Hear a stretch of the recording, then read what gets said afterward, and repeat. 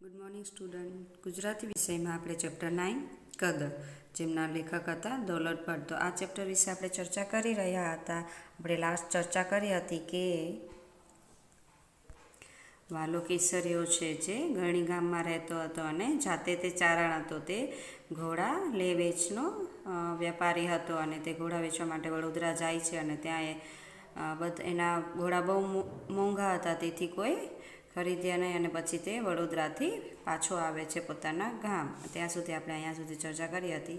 આગળ હવે જાણે ભગવાનને ઘરેથી મલમલ ઓઢીને આવ્યા હોય એવા ઘોડાઓ રમતે ચડ્યા હતા. એટલે કે એના પાસે એવા ઘોડા હતા જાણે ભગવાનના ઘરેથી જ મલમલના ઘડાઈને આવ્યા હોય એવા. વાલાનું મન આજ વડોદરા માથેથી ઉઠી ગયું. ઝટ પોતાના ગામ ગરણી ભેગા થવા મનમાં અચંપો જાગ્યો. હવે વાલો કેસરીઓ તો એનું મન વડોદરામાંથી ઉઠી ગયું. શું કામ? કારણ કે તેના ત્યાં એક બી ઘોડા વેચાણા નહીં. પણ ગરણી ક્યાંય ઘોડેને ઘર થોડું છે, એટલે કે ગરણી ગામ થોડું ને કાંઈ પાસે જ છે, બહુ દૂર છે. વાટ ખર્ચીને વધેલા 500 રૂપિયા વાસળી કેડીએ બાંધી. એટલે કે તેને વાટ ખર્ચી માટે જ્યારે તે ગરણી ગામથી વડોદરા આવતો ત્યારે તેને 1000 રૂપિયા લીધા હતા. એમાં આવા સમયે તેમને 500 રૂપિયા તો ખર્ચ કરી નાખ્યા હતા. હવે તેની પાસે 500 રૂપિયા જ હતા. પોતાની ખોરાકી અને ઘોડાના જોગાણની જોગવાઈ એમાં ભલી ભાતીએ થઈ જશે એવી ધરપકડ હયામાંથી. હવે તેમને વિચાર કે મારી પાસે 500 રૂપિયા છે, તેમાંથી પોતાનું જમવાનું અને ઘોડાનું બી થોડું બહુ જમવાનું આ 500 રૂપિયામાંથી થઈ જશે. વડોદરાની બહાર પગ દીધો ત્યાં તો એક ખોડામાંથી ગોદડા, ઠામ, વાસણ, ઘરની નાની મોટી તમામ જળસોનો ઢગલો જાતે ભળ્યો.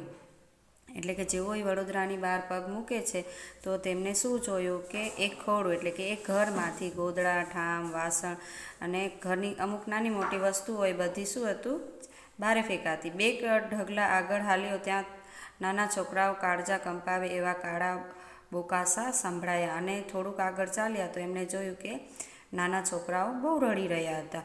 કૂણા હૈયાવાળા વાલા કેસરિયાએ ઘોડાને લગામતા તણાઈ ગઈ. એટલે કે કૂણા હૈયાવાળા એટલે કે વાલો કેસરીયો આવું બધું જોઈ નહોતો શકતો. આપણે બી કોઈ રડતું હોય ને જોઈએ તો આપણને અંદરથી દુઃખ થાય ને.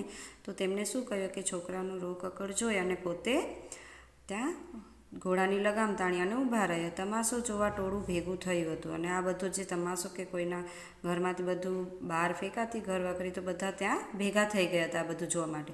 ઘોડેથી ઉતરીને ટોળાને વિંધીને વાલો ઘરની લગોલગ જઈને ઊભો રહ્યો. હવે વાલો કેસરીયો પણ આ બધું શું થઈ રહ્યું છે તે બધું જોવા માટે તે ત્યાં લગોલગ ઊભો રહ્યો બાજુમાં. એટલે કે જોતા જ કેસરિયા મામલો પામી ગયા.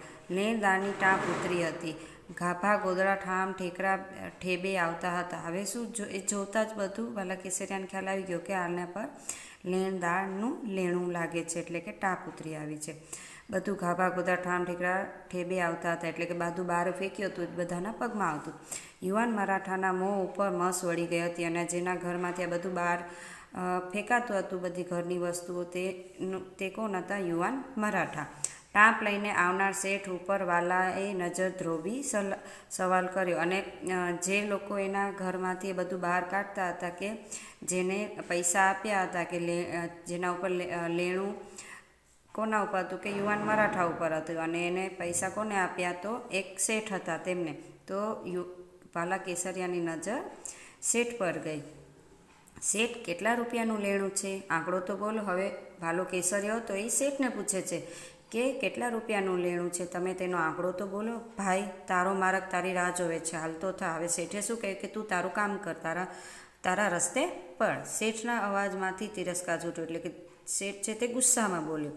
બાપ, બોલો, કેટલાનું લેણું છે? આ છોકરાના હાહુણા મારાથી જોવાતા નથી. તો વાલા કેસરિયાએ પાછું શું કહ્યું કે તમે કહો તો ખરા કેટલાનું લેણું છે? મારાથી આ નાના છોકરાઓના આંસુ જોવાતા નથી. શેઠનો મિજાજ તરડ્યો, એટલે કે ગુસ્સે થયો. આવ્યો મોટો, કેટલાનું લેણું? દાતારનો દીકરો. હવે શું કહે છે શેઠ કે આવ્યો મોટો, કેટલું લેણું છે? દાતારનો દીકરો એટલે કે ઘણો પૈસાવાળો, જે કહે ને આપી દેવું. દાતાર કહે ને કે કોઈ ગરીબનું જોઈ ન શકે અને જેને જેટલા પૈસા જોઈએ એટલા આપી દે એને દાતાર કહેવામાં આવે છે. ખેસ ફંગોળતા શેઠે કહ્યું, બોલ, ₹500નું બિલ ભરવું છે. હવે શેઠે શું કહ્યું કે 500 રૂપિયાનું લેણું છે. બોલે કે તું ભરી શકીશ 500 રૂપિયાનું લેણું?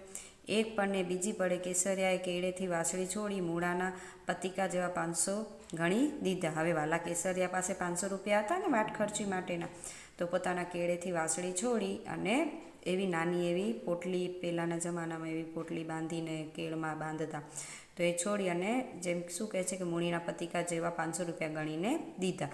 ઉપરથી ફિરસ્તો ઉતર્યો હોય એવું જુવાન મરાઠાને લાગ્યું, અને જુવાન મરાઠો કે જેના ઘરમાં ત્યાં બધું બહાર કાઢું, જેના પર લેણું હતું, કે જુવાન મરાઠાને શું લાગ્યું કે જાણે મારા માટે ઉપરથી ફરિશ્તો આવ્યો હોય એવું.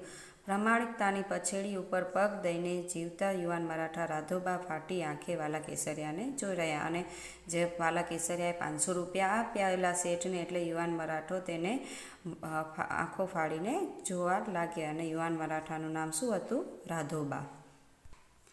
સદાય કુમારીના તરબોળ રહેતા રાધોબાના મનમાં કાંઠિયાવાડી પાઘડીવાળો વાલો કોતરાઈ ગયો. એટલે કે સદાય કુમારીમાં તરબોળતા રહેતા રાધોબા, એટલે રાધોબા હતા એ હંમેશા કુમારીમાં રહેતા. હવે એને જ્યારે એની મદદ કરી હતી, કોને કરી હતી? વાલા કેસરિયા. તો એ એની આંખમાં જાણે તેમનું છવાઈ ગયું. એવી રીતે આપણે બી કોઈ મદદ કરે તો આપણે હંમેશા યાદ રહે છે ને, એવી રીતે કાંઠિયાવાડી પાઘડીવાળો કેસરિયો કોતરાઈ ગયો. હવે એમને પૂછે છે, તમારું નામ ભગવાનનું, કામે ભગવાનનું. વાલો કેસરિયો કહે છે કે મારું નામે ભગવાનનું અને કામે ભગવાનનું. બોલીને ઘોડે ચડી હાલવાનો તૈયારી કરતા કેસરિયો ઘોડાની વાત પકડીને જુવાન મરાઠો બોલ્યો. હવે કાંઈ કીધું નહીં કે બધું નામ અને કામ ભગવાનનું એવું બોલી અને પોતે ઘોડા ઉપર ચડી અને કેસરિયો ચાલતો થાય છે. તો ઘોડાની વાત પકડી જુવાન મરાઠો ઉપર, એટલે ઘોડાની જે લગામ હતી પકડીને જુવાન મરાઠો તે ઊભો રહી ગયો. તમારું નામ ઠામ ન આપો તો તમને મારા છોકરાના સમજે હોય.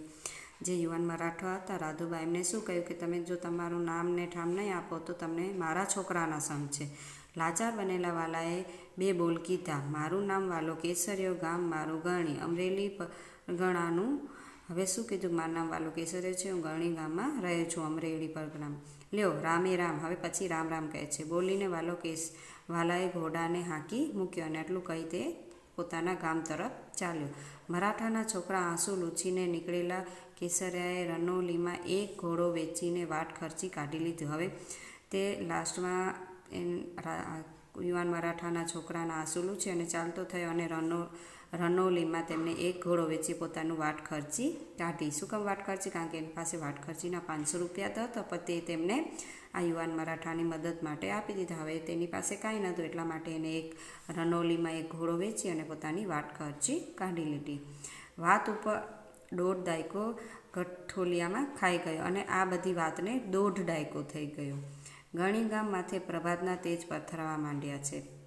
કણુકીના લીલા કુંજા કાંઠા ઉપર બેઠેલા ભગવાન ગણેશ્વરના મંદિરમાં બ્રાહ્મણોના મંત્રોચ્ચાર ગુંજી ઉઠ્યા છે.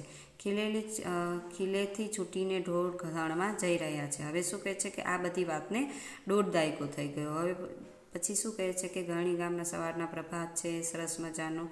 કણુકીના લીલા કુંજા કાંઠા ઉપર બેઠેલો ભગવાન ગણેશ્વરનું મંદિરમાં બ્રાહ્મણ મંત્રોચ્ચાર થાય છે. ખીલેથી છૂટીને ઢોર, એટલે કે જે ગાય ચરવા જાય છે તે જઈ રહી છે. તો સ્ટુડન્ટ, આપણે આજે અત્યારે અહીંયા સુધી સમજ પ્રાપ્ત કરી. આગળના ચેપ્ટરની સમજ આપણે આગલા પાઠમાં સમજીશું. આજે તમારું જે આપણે ચેપ્ટર સમજ્યું છે તે તમારે વાંચન કરવાનું છે, અને તમારે અમુક જે શબ્દ ન સમજાય તે તમે મને ડાઉટ સેશનમાં પૂછી શકો છો.